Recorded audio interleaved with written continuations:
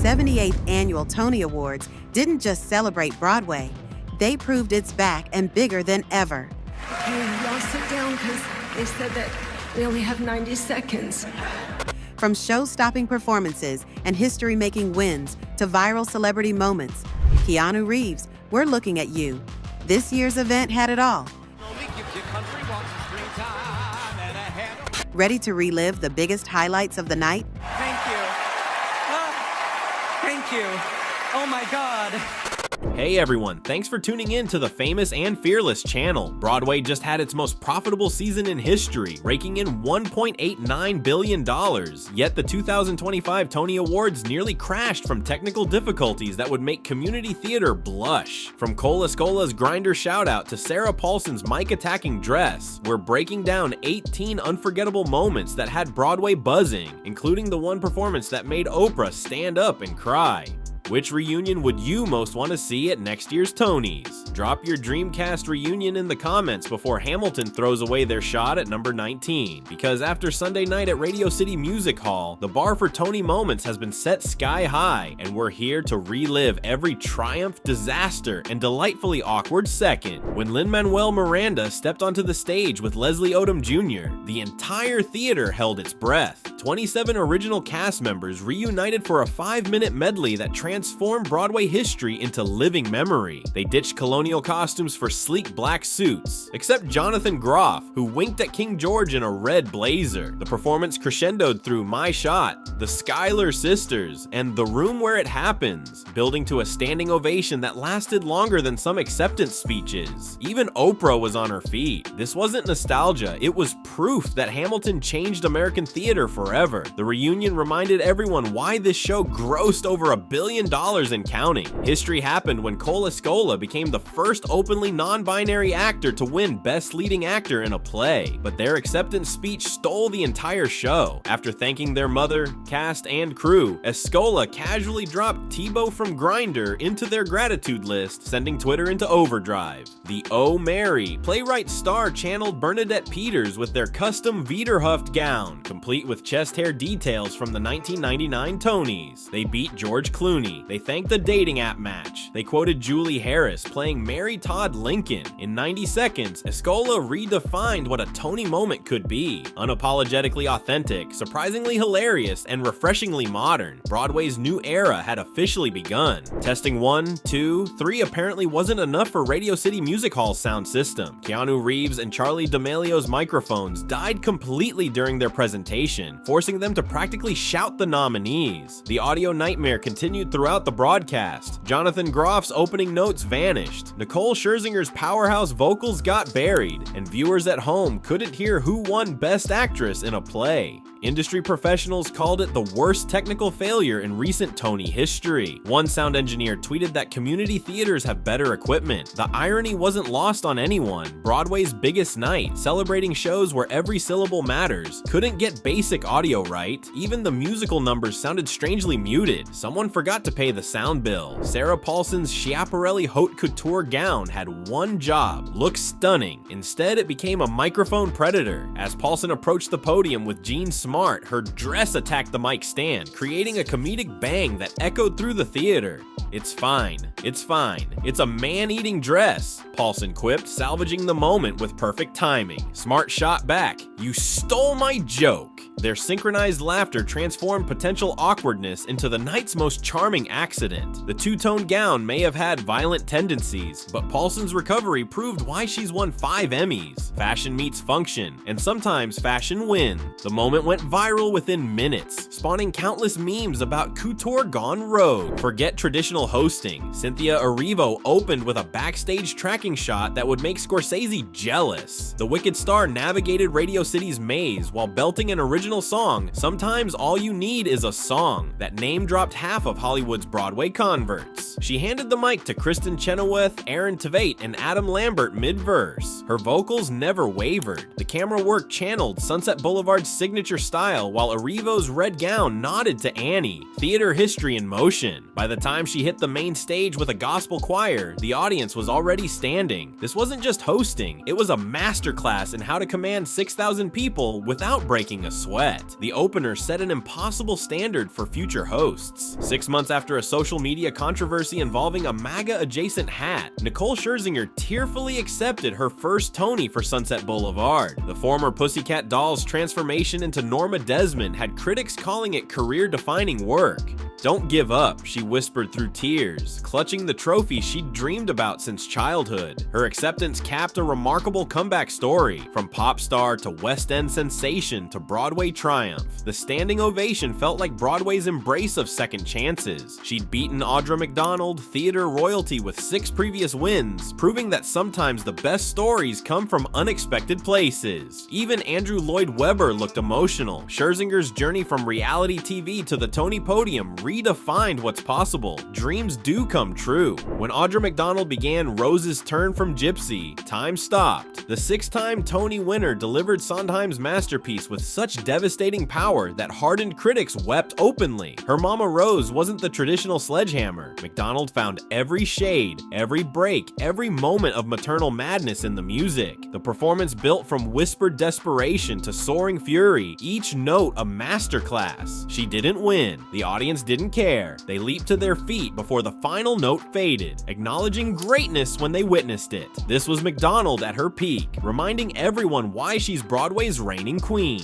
The ovation lasted so long that host Cynthia Erivo had to vamp. Some moments transcend awards. This was one. Darren Criss just became the 3rd consecutive Glee alum to win a Tony, following Jonathan Groff and Alex Newell. The maybe happy ending star's victory had Lea Michele crying in the audience, there to promote chess. Ryan Murphy's special sauce apparently extends beyond television. His Glee kids are conquering Broadway one trophy at a time. Chris played a lovesick robot with such charm that voters couldn't resist. The curse works in reverse. While Glee faced tragedy off screen, its stars are thriving on stage, proving that sometimes the best revenge is massive success. Want more Broadway tea? Hit subscribe and ring the bell. We're breaking down every award season moment that matters. Harvey Fierstein arrived with a clutch labeled snacks filled with blow pops and cobalt blue nails because after 4 Tonys, you know how long these shows run. The Torch Song Trilogy playwright received the Lifetime Achievement Award in a ceremony cut from the main broadcast, criminal considering his impact. His speech, released later, dedicated the award to People in the Dark, acknowledging decades of LGBTQ+ representation he pioneered on Broadway. From La Cage aux Folles to Kinky Boots, Fierstein changed what stories could be told. The award felt overdue. At 72, he's still writing, still fighting, still making space for voices that were once silenced. His standing ovation lasted 5 minutes. Even cut from TV, his moment resonated. True legends transcend broadcast schedules. How do you play 26 different characters in one show? Ask Sarah Snook, who just won her first Tony for The Picture of Dorian Gray. The Succession star's Broadway debut featured her arguing with herself via pre-recorded videos, blending film and theater in ways that broke traditional boundaries. She switched between genders, ages, and accents with shocking precision. Each character felt fully realized. Snook's win surprised no one. The surprise was that she didn't win 26 individual awards. Her acceptance speech thanked her 25 other selves, drawing huge laughs. The performance redefined what's possible in solo shows. Critics called it athletic acting, but Snook made the impossible look effortless. Sometimes one actor really can be an entire cast. Shiv Roy could never.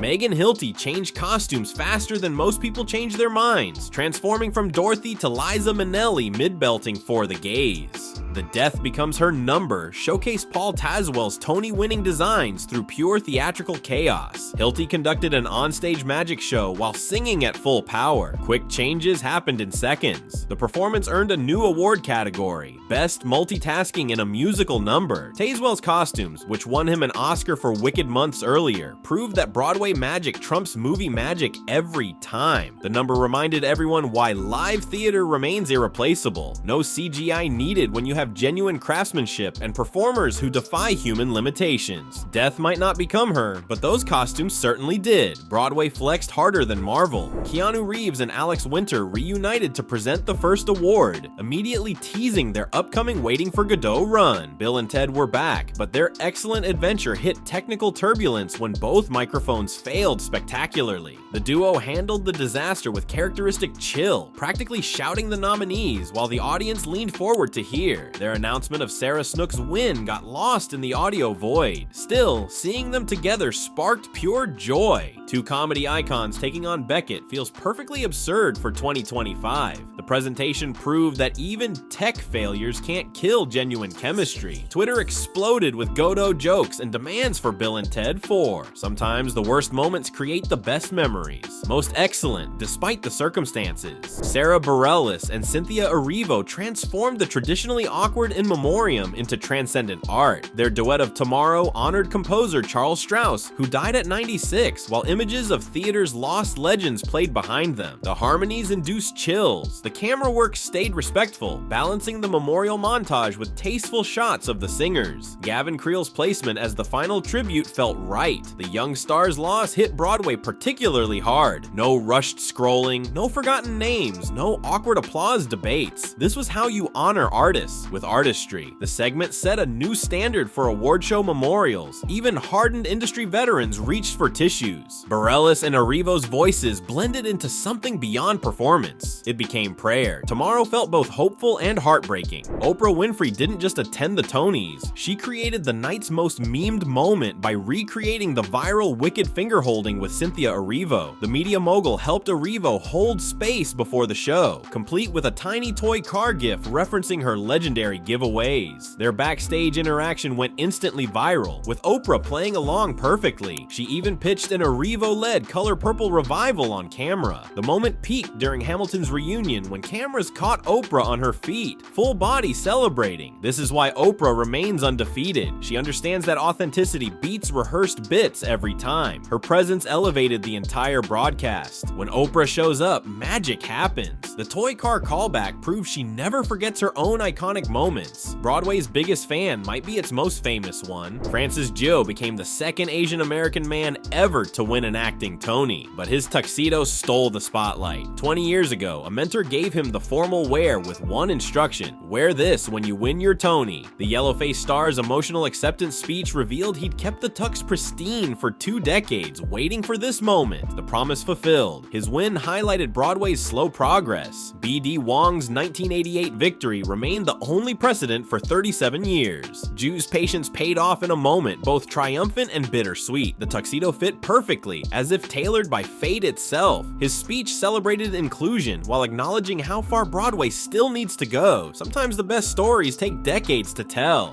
When Sunset Boulevard won Best Revival, director Jamie Lloyd brought half of London on stage before ceding to Andrew Lloyd Webber. The legendary composer's speech fell flatter than a failed high note. "It's just fantastic for me to see the old shows rethought, reworked," he mumbled, matching the energy of a DMV visit. Baron Lloyd Webber's British restraint clashed hilariously with Broadway's American enthusiasm. The tepid response to one of the night's biggest wins confused viewers expecting celebration. Even Nicole Scherzinger looked puzzled. Perhaps it's cultural differences, or maybe he's given too many acceptance speeches, but the moment needed more pizzazz. Twitter roasted the low-energy delivery. When you win on Broadway, you celebrate on Broadway. Someone should have told the Baron that Understated doesn't play at Radio City Music Hall. While Broadway's elite performed at Radio City, Pink's 14-year-old daughter Willow staged her own Tony Awards on the family coffee table. The pop star documented Willow belting "Where I Wanna Be" from Boob, the musical, captioning it, "I like when she sings at me."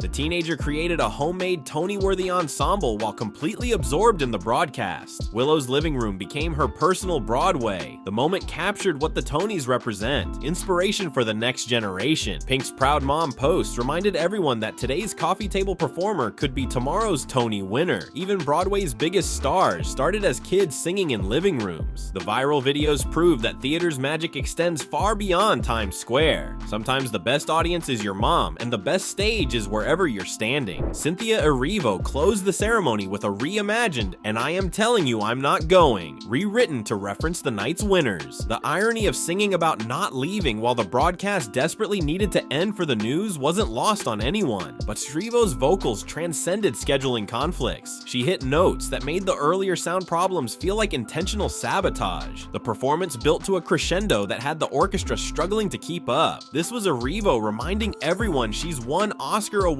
from EGOT status. The song choice felt pointed. Broadway isn't going anywhere, despite streaming threats and rising ticket prices. As credits rolled and CBS cut away, Erivo was still singing. Some hosts and shows. Erivo ended an era and started a new one. Broadway just proved it's back with its biggest season ever, even when the sound system sounds like it's from 1925 instead of 2025. From Todd-Escola's groundbreaking honesty to Hamilton's historic reunion, Sunday's ceremony celebrated theater's unique power to create moments you can't stream or replay. You had to be there. As we head toward the 2026 Tonys, one thing's certain: Broadway's not just surviving, it's thriving with a new generation ready to break every rule in the playbook.